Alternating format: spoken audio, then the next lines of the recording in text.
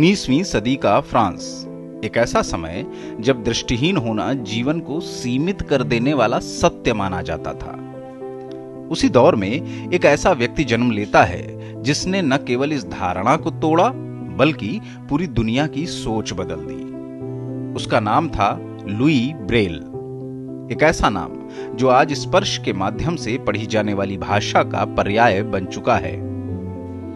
4 जनवरी 1809 को फ्रांस के छोटे से गांव कूपव्रे में जन्मे लुई ब्रेल का बचपन साधारण था। उनके पिता चमड़े का काम करते थे। मात्र 3 वर्ष की आयु में पिता की कार्यशाला में हुआ एक हादसा उनके जीवन का निर्णायक मोड़ बन गया।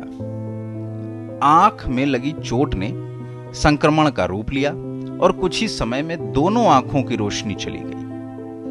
जिस उम्र में बच्चे दुनिया को देखना सीखते हैं, उसी उम्र में लुई ब्रेल को दुनिया को समझने के लिए नए रास्ते खोजने पड़े।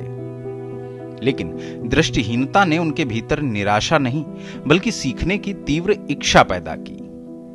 उनकी स्मरण शक्ति असाधारण थी और सुनकर समझने की क्षमता भी विलक्षण थी। यही कारण था कि उन्हें पेरिस के royal institute for blind youth में प्रवेश मिला। यह संस्थान नेत्रहीन बच्चों के लिए आशा का केंद्र था, लेकिन वहां पढ़ने लिखने के साधन बेहद सीमित थे। उभरे हुए अक्षरों वाली किताबें भारी थीं, पढ़ना कठिन था और लिखना लगभग असंभव। लुई ब्रेल ने महसूस किया कि ज्ञान तक पहुंच तो है, पर स्वतंत्रता नहीं। इसी दौर में लुई के मन में जिज्ञासा उठी कि क्या दृष्टिहीन व्यक्ति स्वयं पढ़ और लिख नहीं सकता?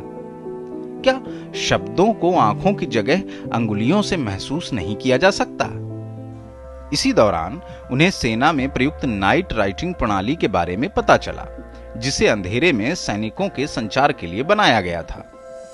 प्रणाली जटिल थी पर विचार क्रांतिकारी। लुई ब्रेल ने उसी विचार को सरल और मानवीय बनाने का निश्चय किया। लगातार प्रयोगों और अभ्यास के बाद मात्र 15 वर्ष की आयु में लुई ने 6 उभरे बिंदुओं पर आधारित एक नई लिपि विकसित की। यह लिपि स्पर्श के माध्यम से पढ़ी जा सकती थी और इसमें अक्षर, अंक, विराम चिन्ह ही नहीं बल्कि संगीत और गणित तक को व्यक्त करने की क्षमता थी। यह एक ऐतिहासिक उपलब्धि थी, लेकिन अपने समय से बहुत आगे। संस्थान के कई शिक्षकों ने इस लिपि को अस्वीकार कर दिया।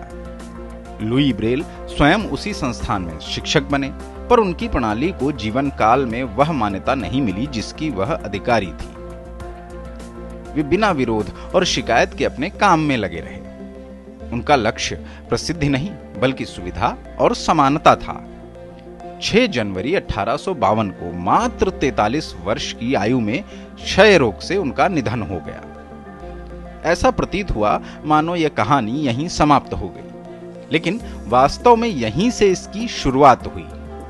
उनकी मृत्यु के बाद ब्रेल लिपि को स्वीकार किया गया और धीरे धीरे यह पूरी दुनिया में नेत्रहीनों की शिक्षा और स्वतंत्रता का आधार बन गई। आज वही 6 बिंदु किताबों में हैं, लिफ्ट के बटन पर हैं, दवाइयों की पैकिंग पर हैं और आधुनिक डिजिटल तकनीक में जीवित हैं। 4 जनवरी लुई ब्रेल का जन्मदिन आज विश्व ब्रेल दिवस के रूप में मनाया जाता है। यह याद दिलाने के लिए कि सच्चा विकास वही है जो किसी को पीछे न छोड़े। आखिरकार लुई ब्रेल ने सिद्ध किया कि सीमाएं शरीर में नहीं, सोच में होती है और सोच असीमित होती है।